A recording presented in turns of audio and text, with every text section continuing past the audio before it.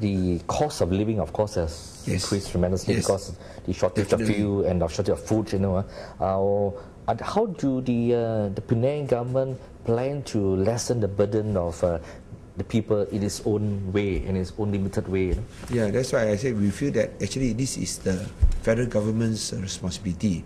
They created the problem. They should be solving. They should be cleaning up the mess. But instead, we have to clean up the mess. After all, they control Petronas. We feel that even if you have to increase fuel prices, we should use Petronas profits which they earn. They have a windfall profits because of rising fuel prices. They should use the profits to distribute to those who are poor and middle income earners. Now, having said that, whilst we detest the unwillingness of the government to share Petronas profits, we also rap Petronas for willing to indulge in extravagant expenditures, buying private jets, subsidizing and paying for the sponsoring the Malaysian Philharmonic Orchestra, which is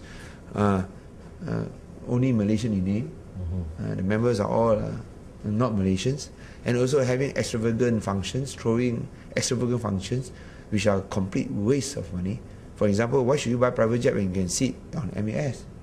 I mean, if you don't sit economy, you sit first class. But at least you allow MAS to earn some money, and then you cut down costs. But then all that is not happening. So we are very angry. We feel that the government can and will be able to afford by giving every family 6,000 ringgit a year. Now, for Penang, we don't have much money. But despite that, as I said, we want to show solidarity with the people of Penang for their sufferings. We want to, as a gesture, we want to show that we remember them, we have not forgotten them. What they are going through now because of rising fuel prices. That's why I announced last night. We're going to give 100,000 families, at least 100,000 families, 100 ringgit. Now, how we are going to do it, we are still sorting it out.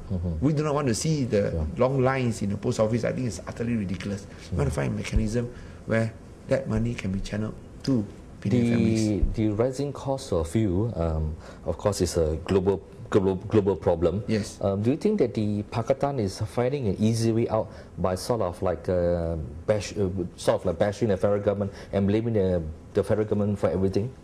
That's the most popular scoring. No, as I said just now, if you have to, if you are compelled to increase fuel prices, fair enough.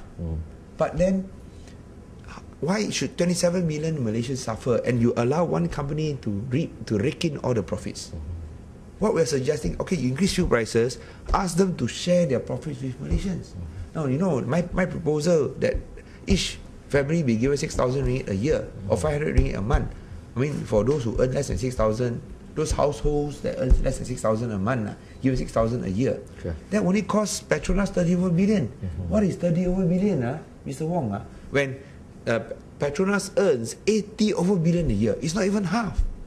So why can't you share? Let us create a stakeholder economy where everyone has a stake in the economy, where we have ownership rights in this country, and we have a claim to the profits and oil revenues of Petronas, because these resources belong to the people of Malaysia, does not belong to Petronas or any particular individual. And by refusing to share their profits, they have actually failed to discharge their responsibility to the people. They have actually abdicated their responsibility, which I think is utterly irresponsible. They should actually fulfill their responsibility to look after the national interest and the people's welfare by distributing these profits.